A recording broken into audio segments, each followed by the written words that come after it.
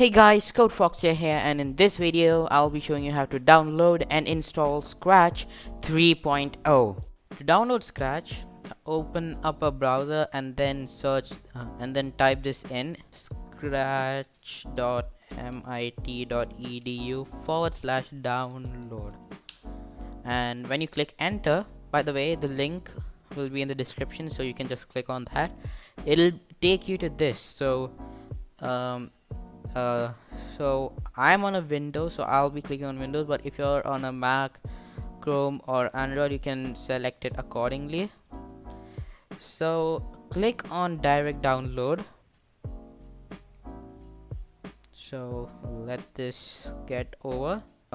So as you can see here, it has been downloaded. So now just click on open. Okay, so this window will open, and you can either select where you want to download this, for anyone who uses this computer or only for me. I'll just keep it at only for me for now.